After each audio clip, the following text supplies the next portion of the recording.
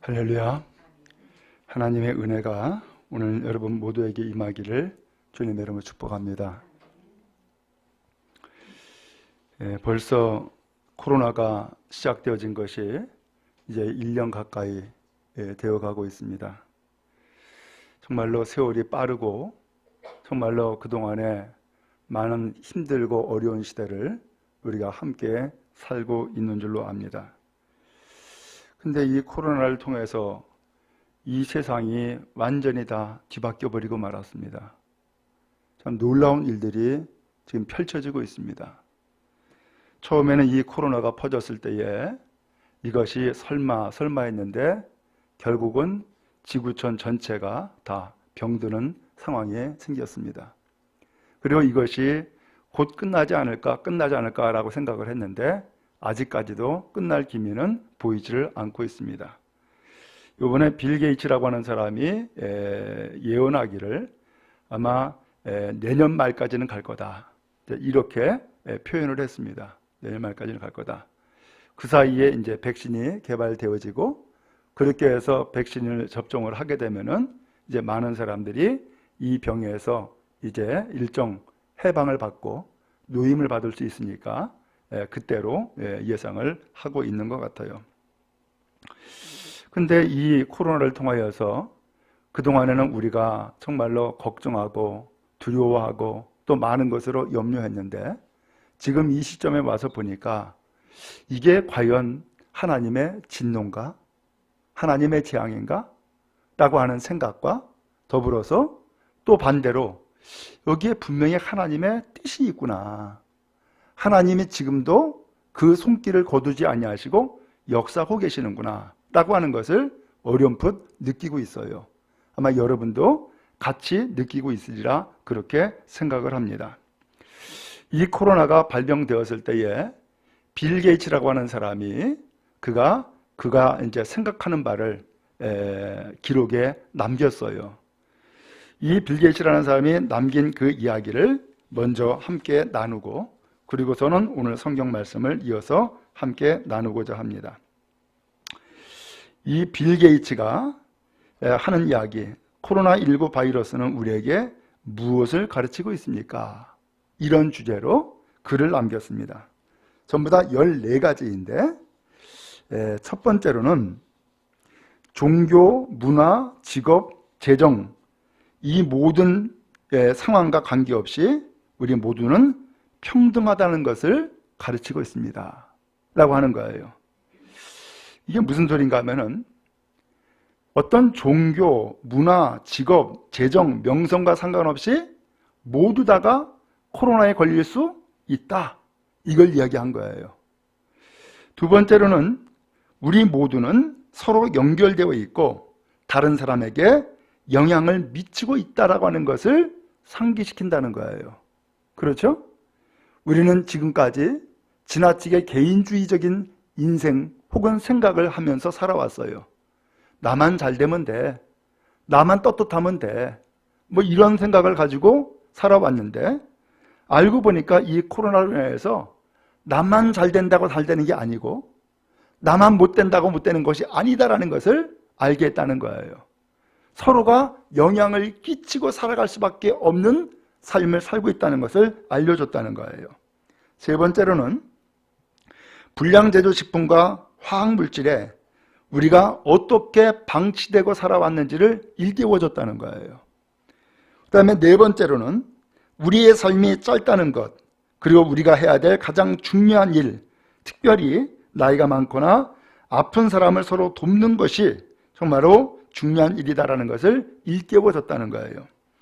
다섯 번째로는 사회가 얼마나 물질적으로 발전을 했는지, 그리고 어려운 시기에 필요한 것을 우리가 불필요할 정도로 가치를 부여해 왔고, 우리에게 정말로 필요한 것은 사치품이 아니라 음식, 물, 약이라고 하는 필수품이 필요하다는 것을 일깨워줬다는 거예요. 그 다음에 여섯 번째로는 우리의 가족과 가정이 얼마나 중요한지, 이것을 우리가 그동안에 얼마나 무시하고 살아왔는지 일깨워줬다라는 거예요. 7번째로는 우리가 진정해야 될 일, 서로를 보살피고 서로를 보호하고 서로에게 이로움이 되어지는 것이 정말로 우리가 해야 될 일이다라는 것을 알려줬다는 거예요. 그 다음에 8번째로는 우리가 아무리 훌륭하다고 생각하고 다른 사람들이 제 아무리 훌륭하다고 생각한다 할지라도 바이러스는 세상을 정지시킬 수 있다라는 것을 보여줬다는 거예요. 9번째로는 우리는 서로 협력하고 돕고 나누고 베풀고 서로를 지지하는 선택을 할 수도 있고 반대로 이기적이고 남몰래 물건만 비축하고 자신만 돌보도록 선택할 수도 있다라는 거예요. 그런데 이러한 선택이 진정 어려운 상황만이 우리의 진정한 색깔을 드러냈다라는 거예요.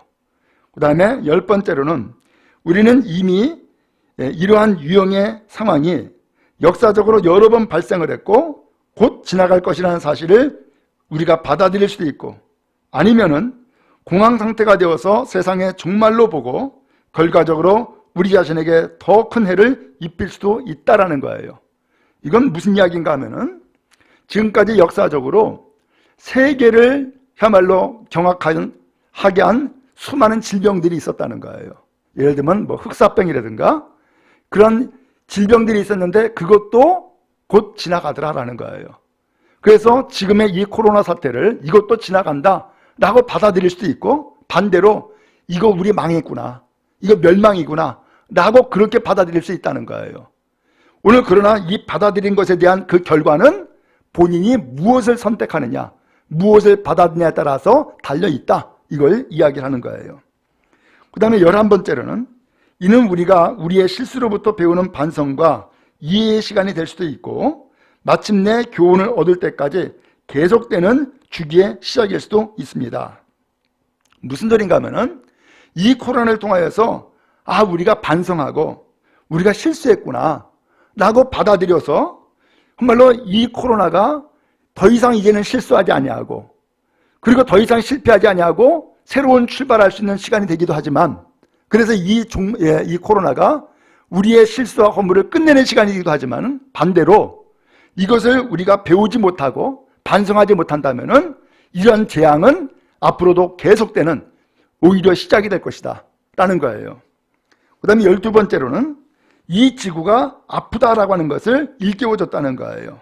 그래서 우리가 아프기 때문에 이 지구가 병든 것이 아니고 이 지구가 병들었기 때문에 우리가 아프다는 거예요. 그 다음에 13번째, 인생은 주기적이며 이것은 위대한 주기의 한 단계일 뿐입니다. 당황할 필요는 없습니다. 이 또한 지나갈 것입니다.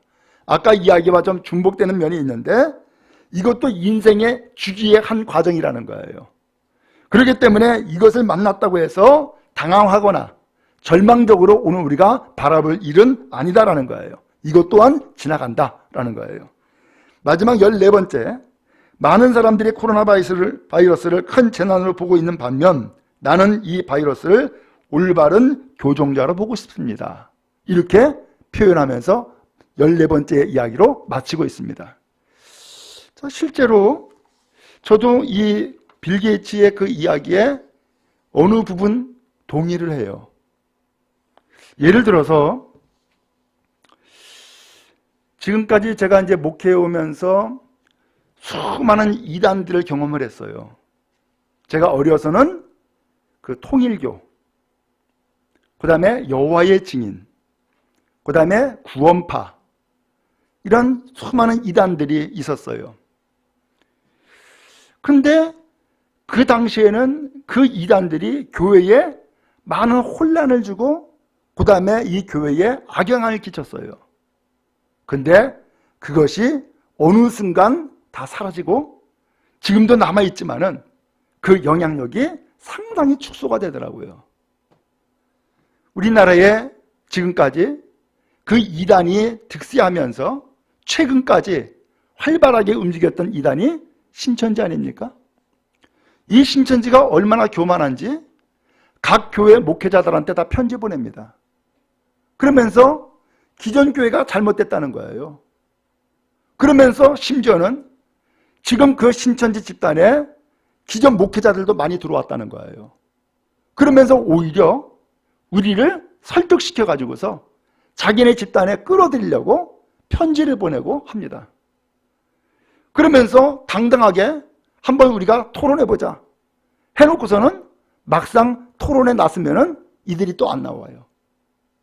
그러면서 많은 사람들을 회유하고 혹은 공갈하고 그리고 그들을 넘어가게 만들어버려요. 자, 그런데 이 코로나가 중국 유한에서 시작되면서 우리나라에 들어왔어요. 그 연결고리가 알고 보니까는 신천지였던 거예요. 그래서 이 신천지의 실체가 다 드러나버리고 말았어. 가깝게는 동암역에도 보면은 젊은 사람들이 그냥 득실득실 모여 있다는 거예요. 알고 보니까는 그 젊은 사람들이 전부 다 신천지였어. 근데 이것이 코로나가 발생되면서 다 사라져버렸어요. 신천지의 실체가 드러나버리고 만 거예요. 이게 누가 한 거예요 도대체? 코로나를 통하여서 이단의 실체가 드러나버리고 말았어요. 그 조직이 어떻게 되어 있는지, 얼마나 방대한지, 그러면서 심지어는 외국까지도 그 손이 뻗쳐져 있는지가 다 드러나버리고 말았어요. 도대체 이 교회에서는 그걸 어떻게 제어하지 못하고 어떻게 통제하지 못하는 상황이 생겼었는데 하나님이 이 코로나를 통하여서 일면에 그냥 박멸시켜버리고 만 거예요. 또 하나, 이 종교와 그 다음에 정치가 결합되어 있는 그런 상황이 생겼어요. 많은 교회에서 많은 성도들이 혹은 목회자들이 도대체 무엇이 옳으냐, 어느 길로 가야 되느냐 혼란에 빠졌어요. 그러면서 어떤 극우 정치 세력과 종교가 결합을 하고 또 반대로 극자 정치 세력과 종교가 결합하고 이러한 상태로 나눠져 있는 상황이었다고요. 그런데 이번에 이 코로나로 인하여서 그것이 얼마나 위험한 것이고 또 이 사회와 또한 성도들에게 얼마나 해악을 끼칠 수 있는가라는 것을 일순간에다 보여주고 말았어요. 그 다음에 또 이 코로나가 알고 보니까는 강남의 무슨 클럽에서 또 집단적으로 또 발생했다는 거예요. 도대체 이 클럽이 뭐야? 알고 보니까 게이 클럽이야. 아니 어떻게 그렇게 수많은 사람들이 게이 집단이 되었는지 이것을 다 드러내버리고 말았어요. 이 사회가 얼마나 취약한가 라고 하는 것이 이 코로나 때문에 다 드러나버리고 만 거예요. 그리고 더 나가서 오늘 우리 신앙인은 물론이거니와 일반 백성들이 이 사회에 대해서 얼마나 책임 있는 자세를 가지고 살아야 되는가 라는 것도 일깨워 주었어요. 그리고 더 나가서 그동안에는 우리가 많은 일로 못 살겠다, 힘들다, 어렵다 라고 이야기를 했어요. 그랬는데 최근에 와가지고서는 차라리 그때가 더 낫다는 거예요. 그러면서 과거에도 계속해서 못 살겠다 했는데 지금처럼 힘든 것이 없다는 거예요. 결국 뭐예요? 우리는 일상에 불평하고 불만은 많이 이야기했지만은 일상의 삶에 감사를 모르고 살아왔던 거예요. 그러면서 우리가 자유롭게 여행할 수 있고 또 음식을 먹을 수 있고 또 사람들을 만날 수 있고 또 하나님을 예배할 수 있고 라고 하는 삶이 얼마나 감사한 일이었는가라는 것을 우리는 그동안에 몰랐던 거예요. 근데 이 코로나를 통하여서 깨닫게 된 거예요. 우리가 자유가 있었다는 것이 얼마나 감사한 일인가. 하나님을 얼마나 예배할 수 있다는 것이 얼마나 감사한 일이었는가. 누구나가 마음껏 만날 수 있다는 것이 얼마나 감사한 일이었는가 라고 하는 것을 이제서야 깨우칠 수 있게 되었다는 거예요. 모르겠어요. 이것이 언제까지 이어질지는 알 수가 없어요. 그러나 분명한 것은 이 코로나로 인하여서 온 세계가 전부 다 정지가 되어버렸어요. TV를 보니까 그동안에 이 지구촌에서 사람이 살아가는 삶의 영역을 차지한 것이 13%였대요. 이 지구촌, 이 땅에 13%였대요. 지금은 70%가 넘는데요. 그러면 70%가 넘으면은 그 나머지 땅을 지금까지 누가 지배하고 있었던 거예요? 바로 자연 만물이. 이 나머지 땅을 살아가면서 이 지구촌이 움직이고 있었는데 어느덧 인구가 늘어나고 지구촌이 개발되어지고 그러면서 이 지구의 70% 넘는 땅을 사람이 다 차지하고 있는 거예요. 그러니까 결국 어떻게 돼요? 동물과 식물들은 밀려나가게 되고 그리고 인간이 지배하는 세상이 됨으로써 거꾸로 이 자연에게 우리는 오히려 위협당하는 삶을 지금 현재 살아가고 있는 거예요. 오늘 이와 같이 참으로 이 코로나가 그동안에 이 지구를 수많은 사람들이 지배하는 인생을 살아가게 만들었던 것을 일순간 다 정지시켜버리고 말았어요. 그리고 풍요롭게 살고 넉넉하게 살고 많은 것을 소유하고 살아가는 삶이 얼마나 이 지구를 병들게 하고 우리를 병들게 하는가라는 것도 깨우쳐주게 된 거예요. 그러므로 오늘 우리는 이 코로나를 통하여서 다시금 우리의 삶을 되돌아보고 하나님이 원하시는 사회로 하나님이 원하시는 세상으로 되돌아가야 될 필요를 이제는 우리가 각성을 해야 되고 또한 느끼며 삶을 돌이켜야 되는 시점을 만나게 되어진 거예요. 자, 이제 오늘 성경 말씀으로 돌아가는데 오늘 이 말씀은 이사야 선지자의 예언의 말씀이에요. 근데 이 이사야 선지자는요, 남쪽과 북쪽으로 나눠졌던 이 이스라엘의 이 시대에 남유다 때의 선지자가 되어진 거예요. 시기는 BC 739년경이래요. 그러니까 기원전 740년 전에 선지자가 된 사람이에요. 그러면서 60여 년 동안 선지자의 사역을 감당해 나갔는데 그때에 하나님으로부터 예언의 말씀을 받았어요. 그 예언의 말씀을 받은 것을 이스라엘 백성들에게 전해준 것이 오늘 성경 본문이에요. 근데 그때에 예언의 말씀으로 무슨 내용을 받았냐면은 이 북쪽 나라 이스라엘도 남쪽 나라 유다도 망한다는 거예요.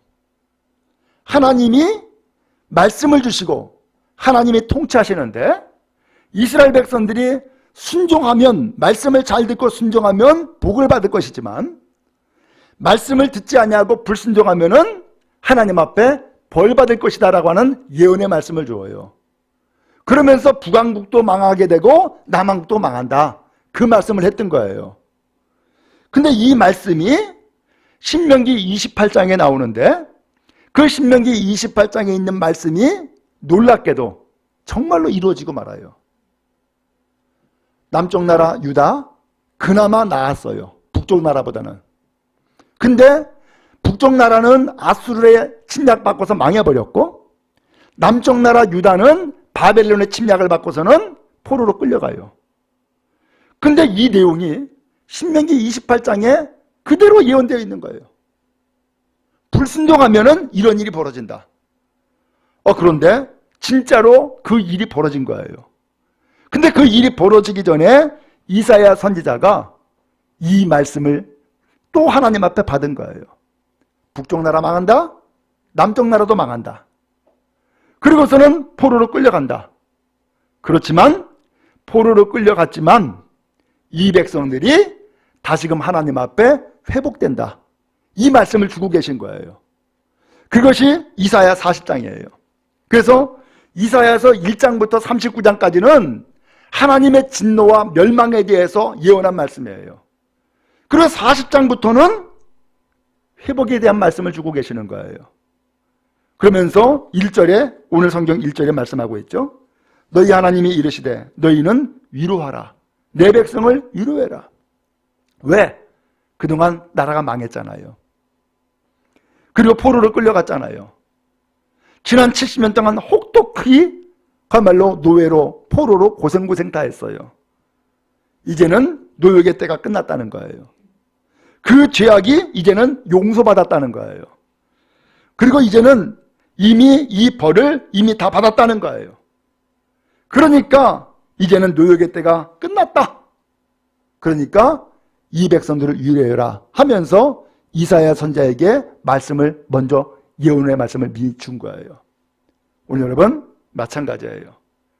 오늘 코로나 언제 끝날까? 언제 종식될까? 빨리 끝났으면 좋겠다. 우리는 이것을 기도하고 또 기대하고 있잖아요. 분명한 것은 이 노역의 때가 끝나는 날이 곧 온다라고 하는 사실이에요. 우리가 알듯이 이 코로나 바이러스를 그야말로 퇴치할 수는 없어. 그렇지만 이것을 이길 수 있는 그러한 약이 개발돼야 되는데 그 약이 이제 개발에 들어가기 시작을 했고 그 다음에 올 말 혹은 내년 초에 이미 나온다는 거예요. 그렇기 때문에 이제는 이 약이 개발되어지면은 이 코로나에 대한 그런 두려움과 또한 그런 여러 가지 어려운 일들을 막을 수가 있고 극복할 수 있는 길이 열리게 되어지는 거예요. 어찌하든 오늘 성경에 주신 말씀과 같이 끝이 있다는 거예요. 그러면 여러분 오늘 우리는 참으로 이 노역의 때가 끝이 있다라고 하는 이 하나님의 말씀을 다시 한번 우리가 기억하면서 오늘 여러분 소망을 얻기 바라고 또 지금까지 잘 참고 견뎌온 삶을 잘 마무리하는 은혜가 여러분 모두에게 임하기를 주님의 이름으로 축원합니다. 자, 그 다음에 또 하나는 3절에서 이렇게 말씀합니다. 외치는 자의 소리여 이르되 너희는 광야에서 여호와의 길을 예비하라. 사막에서 우리 하나님의 대로를 평탄하게 하라. 이렇게 말씀을 했어요. 여호와의 길을 예비하라? 여호와의 대로를 평탄하게 하라? 많이 들었죠? 어디서 들었어요? 세례 요한이 그런 얘기를 했잖아요. 자기는 자기 뒤에 오시는 주님을 예비하는 길을 닦는 사람이라고. 그러면서 이 세례 요한이 이야기하지 않았어요? 그런데 이 말씀이 이미 이사야서에서 이사야가 하나님으로부터 이 예언의 말씀을 받고서는 구약 때에 이미 이 말씀을 이스라엘 백성들에게 선포했던 거예요. 주님이 오신다는 거예요. 그렇기 때문에 길을 예배해라. 주님을 맞이할 준비하라는 거예요. 하나님의 대로를 평탄하게 하라. 주님이 오시는 길을 전부 다 닦아놔라 라고 이야기하는 거예요. 오늘 여러분 하나님은 왜 오신다고요? 그래서 왜 길을 닦으라는 거예요? 하나님은 일하시기 위해서, 오늘 우리를 구원하시기 위해서, 하나님께서 우리에게 은혜를 베풀어 주시고 역사하기 위해서 오신다는 거예요. 오늘 여러분 인간의 문제는 인간이 해결이 안 돼요. 인간 자체가 죄악이고 허물이 많기 때문에 인간으로서 해결되는 길이 아니에요. 그래서 하나님께서 이제는 이 노역의 때를 끝내고 그 죄악을 용서하시고 이제는 이 백성들이 새롭게 살 길로 나갈 수 있도록 길을 여시고자 오시겠다는 거예요. 그분이 바로 누구냐? 예수님이신 거예요. 오늘 구세주를 보내주시겠다는 거예요. 그러므로 그 길을 준비해라. 하나님의 대로를 평탄하게 하라 라고 말씀하고 있는 거예요. 여러분, 그러므로 이 코로나 시대 때에 우리는 무엇을 준비해야 될까요? 오히려 하나님이 역사하시고 하나님이 일하시고 하나님이 구원하시는 그 길을 준비하는 또 하나님의 그 길을 바로 맞이할 길을 여는 믿음의 사람으로 사실 수 있기를 간절히 바랍니다. 어려운 일을 만날 때에 항상 두 가지 길이 준비가 되어 있습니다. 그 두 가지 길은 무엇이냐? 어려운 일을 만났기 때문에 오히려 사람이 더 악해지고 하나님을 멀리하는 거예요. 그러나 반대로 은혜를 받고 복을 받는 사람은 어려운 일을 만났기 때문에 반대로 하나님을 더 의지하는 거예요. 어느 길로 가느냐라고 하는 것은 우리의 선택이에요. 그러나 그 선택에 대한 결과는 우리의 책임이에요. 여러분 지금 코로나 시대를 만났어요. 어떻게 해야 될까요? 정말 이것은 우리가 사람이 어떻게 할 수 있는 문제가 아니에요. 그러다 보니까는 사람에게 두 가지 현상이 나타났어요. 코로나 때문에 교회 못 가겠다.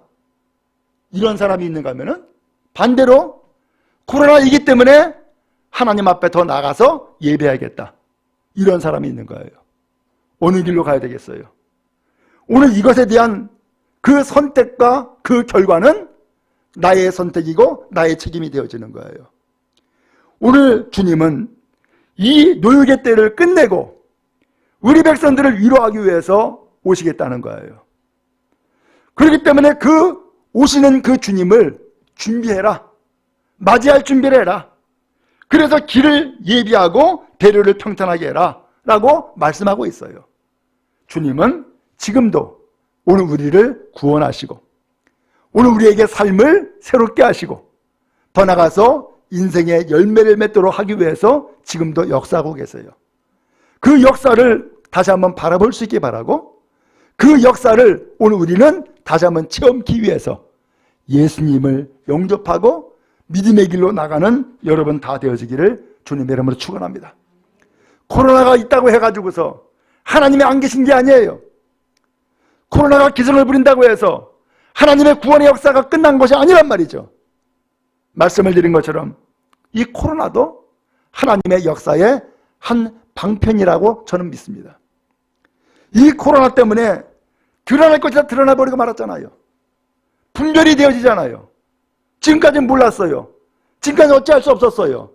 오늘 우리가 해결의 길이 없어요. 그런데 코로나 한 방으로 다 끝나버리고 말았어요.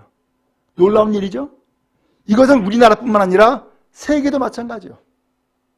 어느 지역에서는 민족 분쟁이 일어났어요. 서로 죽이는 거예요. 근데 끝났어요. 뭐 때문에? 코로나 때문에. 코로나 때문에 끝나버리고 말았어요. 더 이상 모이지 못하는 거야. 왜? 같이 다 죽으니까. 모이지 못하는 거예요. 지금까지 여러분 많은 사람들이 세계를 마음껏 다녔어요.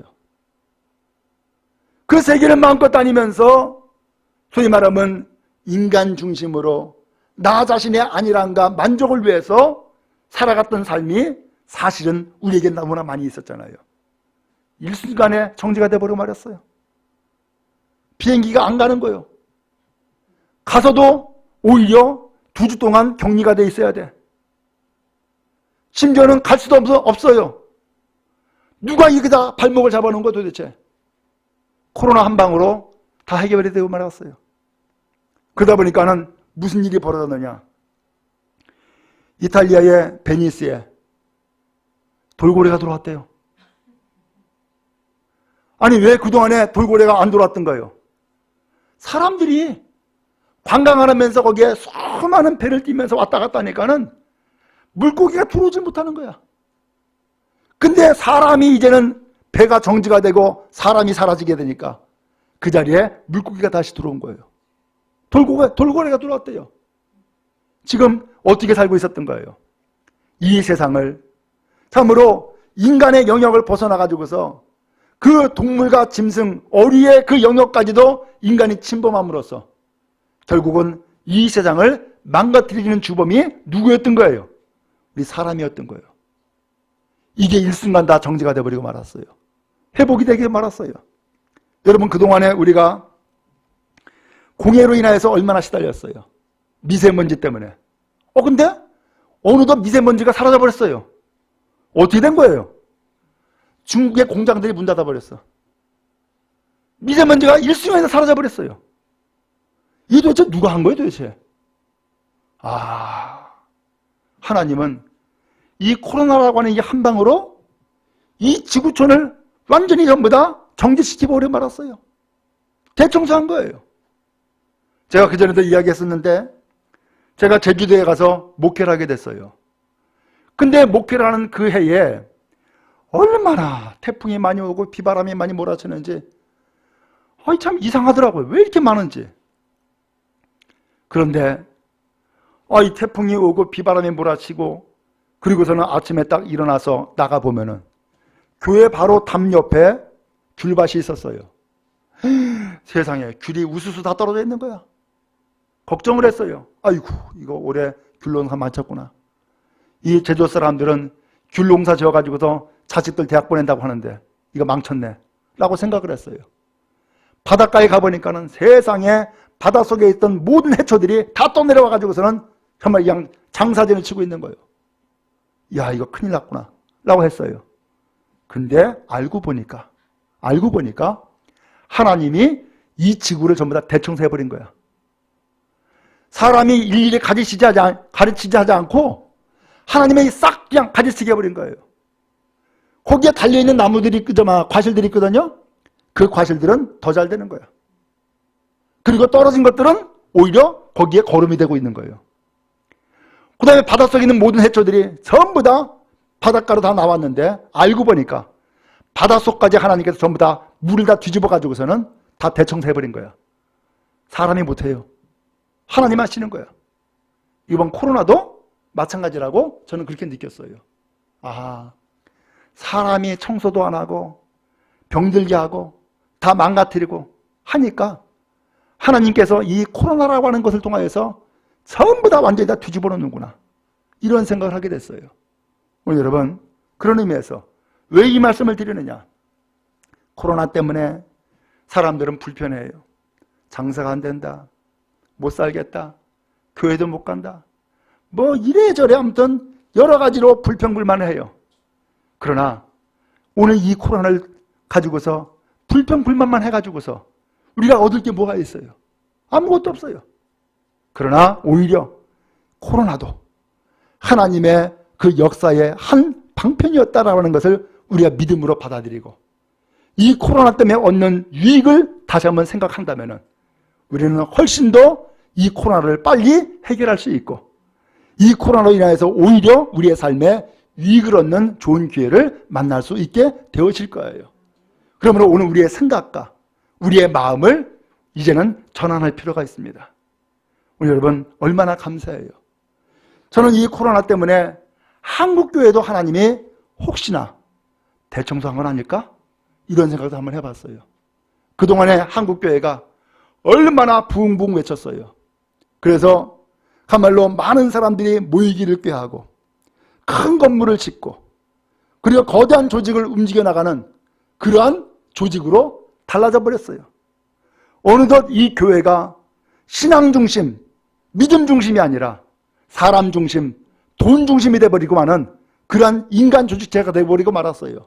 근데 코로나가 생겨버리니까 세상에 그 큰 화려한 건물과 예배당이 다 정지가 돼버렸어요. 기가 막히잖아요? 수많은 사람들이 벌떼같이 모여들어서 예배했던 그 예배의 자리가 썰렁해져 버리고 말았어. 코로나 한 방에. 그러면서 무슨 일이 생긴 거예요? 진짜 이때에 믿음으로 산다는 것이 무엇인지가 드러나 버리고 만 거예요. 진짜 믿음으로 산다는 게 무엇인가? 오늘 여러분, 주님은 여전히 살아계세요. 여전히 역사하세요. 그러므로 이 어려운 때에 정말로 내가 믿는 바가 정말로 진짜 믿음이에요. 이 어려운 때에 정말로 의지하는 것이 그게 하나님이에요. 오늘 여러분, 무엇을 두려워해요? 코로나를 두려워하고 세상을 두려워하고 돈을 두려워하고 사람의 말을 두려워하면 그게 곧 신앙이요. 그러나 이 코로나 시대에 정말로 하나님을 두려워하고 하나님을 의지한다면 그것이 곧 우리의 믿음이 되어지는 거예요. 바라기는 믿음의 사람 되는 은혜가 있기를 주님의 이름으로 축원합니다. 교회에 얼마나 말이 많아요. 그렇죠? 근데 요새는 말이 없어졌어. 왜 그런지 아세요? 밥을 안 먹거든. 예배 끝나고 나면은 뭐예요? 그러면서 함께 밥 먹고 찬양해요. 근데 밥 먹고 찬양하고 끝나면 얼마나 좋아? 말이 또 이어져. 이러쿵저러쿵. 그런데 밥을 안 먹다 보니까 모이지 않다 보니까 어떻게 됐어요? 잠잠해졌어. 이게 코로나 효과예요. 기가 막히잖아요? 그동안에 오늘 우리가 얼마나 본질에서 어긋난 일들을 얼마나 가치 있게 생각하냐 그 얘기예요. 예? 얼마나 중심을 둬야 될 것을 중심 두지 못하고 엉뚱한 것에 중심 두면서 살아왔느냐라는 거예요.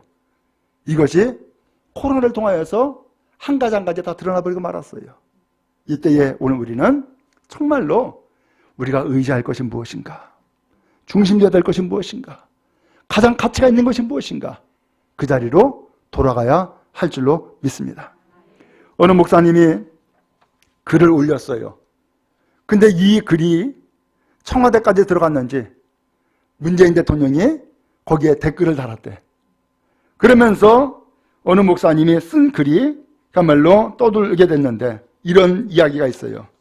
코로나 시대가 전해주는 메시지 5가지를 기록을 했어요. 물론 여기에 제가 다 동의하진 않아요. 그렇지만 이것도 이럴 수가 있구나, 이렇게 의미를 부여할 수 있구나 라는 생각을 갖게 됐어요. 첫 번째, 마스크를 착용하라는 것은 잠잠하라는 뜻입니다. 막말과 거짓말을 하지 말며 불필요한 말을 줄이고 타인의 말에 귀를 기울이라는 말입니다. 두 번째, 손을 자주 씻으라는 것은 마음을 깨끗이 닦으라는 뜻입니다. 악한 행실과 죄에서 돌이켜 회개하고 성결하라는 말입니다. 세 번째, 사람과 거리를 두라는 것은 자연을 가까이 하라는 뜻입니다. 사람끼리 모여 살면서 서로 다투고 상처를 주지 말라는 말입니다.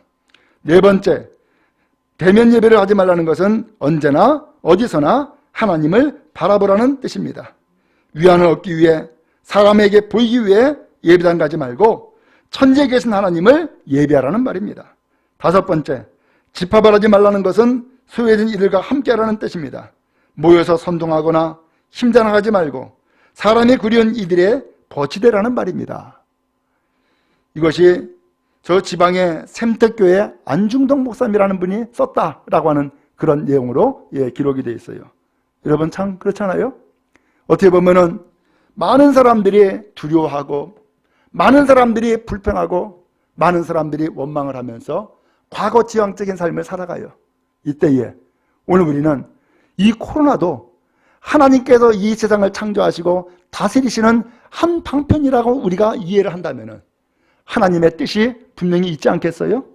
그 뜻을 헤아리고 그 뜻을 받아들이고 그래서 하나님의 선하신 길에 함께 나가는 것이 그게 복이지, 그게 은혜이지, 그게 지혜이지.